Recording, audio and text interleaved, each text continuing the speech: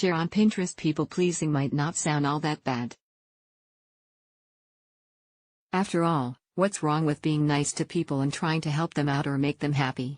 But people-pleasing generally goes beyond simple kindness, involves editing or altering words and behaviors for the sake of another person's feelings or reactions, explains Erica Myers, a therapist in Bend, Oregon.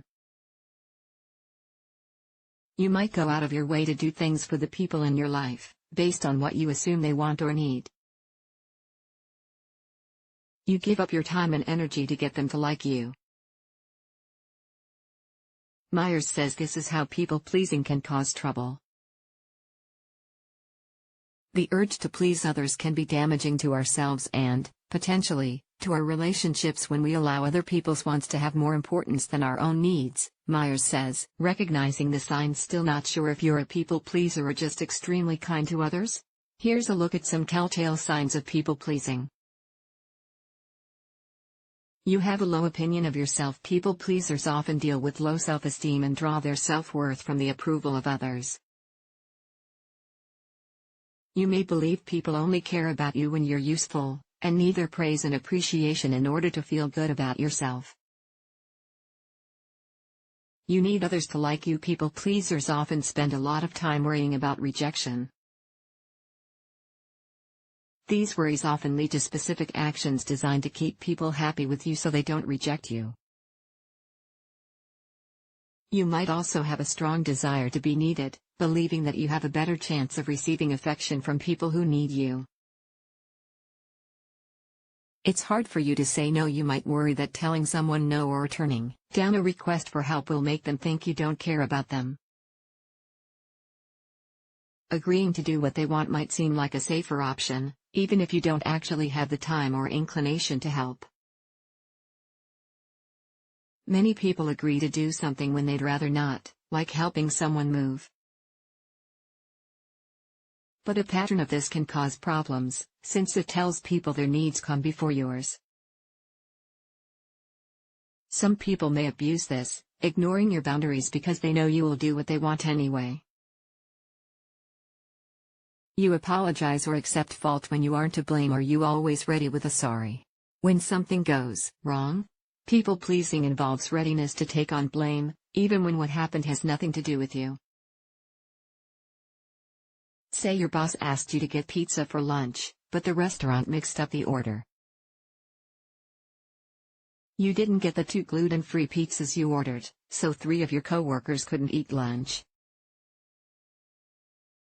The receipt clearly states gluten-free, so it's clear the mistake happened at the restaurant. Still, you apologize again and again, feeling terrible, believing your coworkers will hate you and never trust you to order lunch again. You're quick to agree, even when you don't really agree. Agreeability often seems like a surefire way to win approval. Say your coworkers presented their ideas for an upcoming project at a team meeting. What a great idea! You might say to one coworker while telling another fantastic plan. But their ideas might be completely different, and you might not agree with either. You struggle with authenticity. People-pleasers often have a harder time recognizing how they really feel. Continuing to push your own needs to the side makes it harder to acknowledge them. Eventually, you might not even feel sure about what you want or how to be true to yourself. You also may not be able to voice the feelings you are aware of, even when you want to speak up for yourself.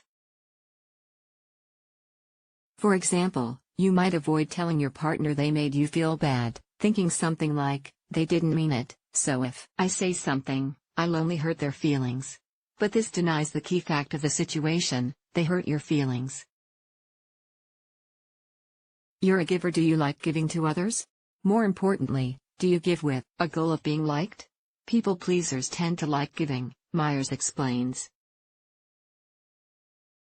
Making sacrifices might feed your sense of self, but it can also lead to a sense of martyrdom. You might give and give, hoping people will reciprocate with the affection and love you desire. You don't have any free time. Simply being busy doesn't mean you're a people-pleaser. but take a look at how you spend your free time. Try to pinpoint the last time you did something just for yourself. Do you have many moments like that? If you can't think of many, or any, instances, you could have some people-pleasing tendencies. Arguments and conflict upset you. People-pleasing tends to involve a fear of anger. This is pretty logical. Anger means, I'm not happy. So if your goal is to keep people happy, anger means you've failed at pleasing them. To avoid this anger, you might rush to apologize or do whatever you think will make them happy, even when they're not angry at you. You might also fear conflict that has nothing to do with you. If two of your friends are arguing, for example, you might try to offer advice or tips to repair the situation so they'll be friends again, perhaps even with the secret hope they'll think positively toward you for helping them make up. How it affects you. People-pleasing isn't inherently negative, according to Myers. Part of having relationships with others involves taking their wants, needs, and feelings into account. These tendencies often come from a place of concern and affection, but trying to earn the regard of others usually means you neglect your own needs and feelings. In a way, you're putting on an act. You're doing what you think people want so they like you. You might only pretend to enjoy helping, since this is part of keeping people happy. This isn't exactly honest, and over time, people-pleasing can hurt you in your relationships. Here's how. You feel frustrated and resentful if you spend all your time doing things for others. The people you help might recognize and appreciate your sacrifices, but they might not. Over time, they might take advantage of you, even if that's not their intention. They may also not realize you're making sacrifices for them.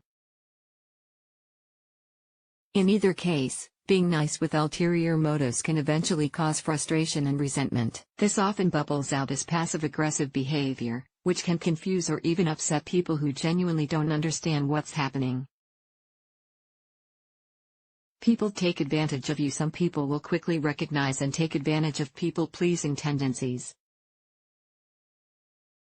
They may not be able to name the behavior, but they do know you'll agree to whatever they ask, so they'll keep on asking, and you keep saying yes, because you want to keep them happy.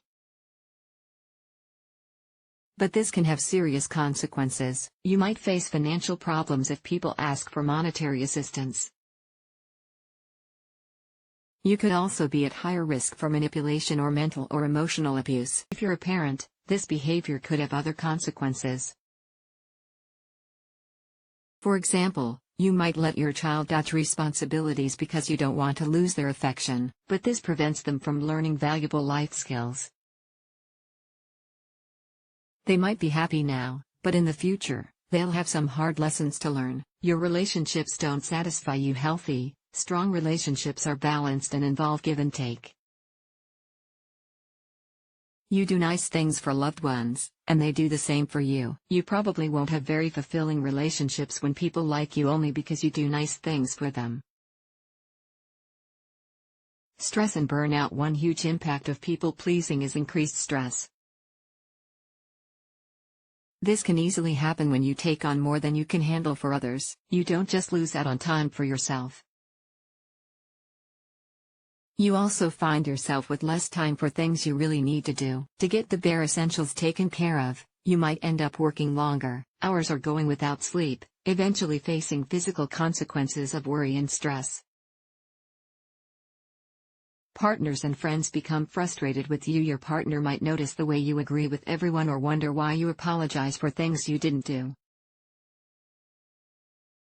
It's easy to fall into the habit of helping others at the expense of putting time and energy into a relationship.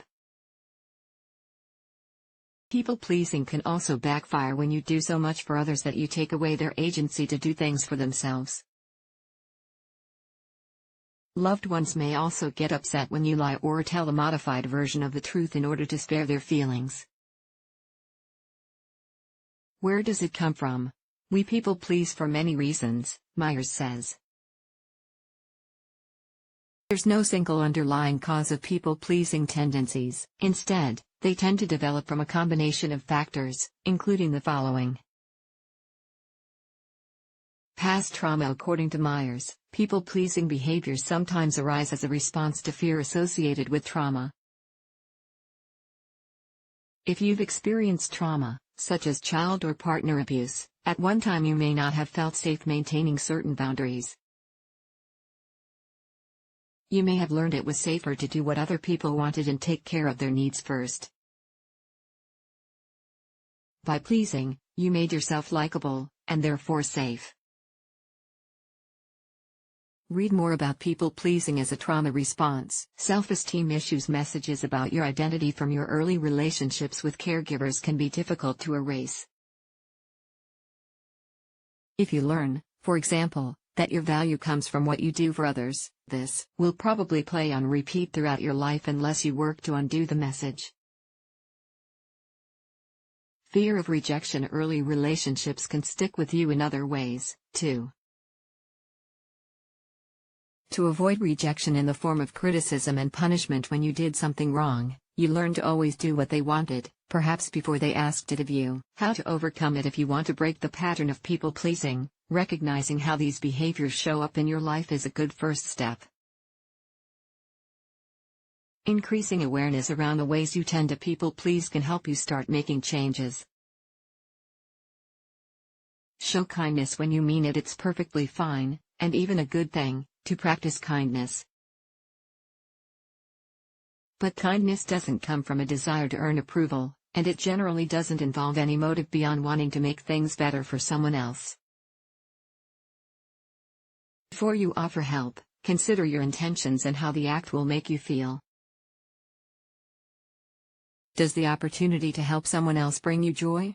Or will you feel resentful if the act isn't returned? Practice putting yourself first. You need energy and emotional resources to help others. If you don't take care of yourself, you won't be capable of doing anything for anyone else.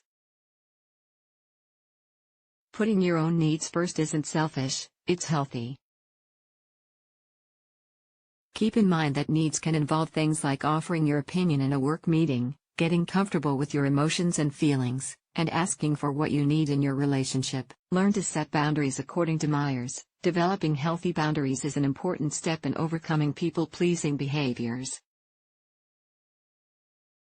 The next time someone asks for help or you're tempted to intervene, consider how you feel about the action. Is it something you want to do, or are you dreading it? Whether you have time to see to your own needs first. Will you have to sacrifice limited free time or skip out on a necessary chore? How helping will make you feel? Will it make you feel happy or resentful? Wait until you're asked for help. No matter what the problem is, you're always ready with a solution. You volunteer for housekeeping tasks at work and jump in with suggestions when a friend mentions any kind of problem. Next time, challenge yourself to wait until someone explicitly asks for help. If your partner goes off on a rant about how awful their boss is, for example, show how much you care by listening instead of listing off tips to deal with the situation. They may want empathy and validation more than anything else. Talk to a therapist. It's not always easy to break long-standing patterns by yourself, especially ones that form in childhood or as a result of trauma. A therapist can help you explore what's behind your need to keep people happy. Even if there doesn't seem to be a clear cause, they can offer guidance on coping strategies to help you address specific ways you tend to people please. Here are 5 affordable therapy options to get you started. The bottom line: people-pleasing might sound like a nice thing, but it doesn't do you or your loved ones any favors. If you feel exhausted from trying to keep everyone happy, consider talking to a therapist about how you can make yourself happy first. Crystal Rapole has previously worked as a writer and editor for Good Therapy. Her fields of interest include Asian languages and literature, Japanese translation, cooking, natural sciences, sex positivity, and mental health. In particular, she's committed to helping decrease stigma around mental health issues.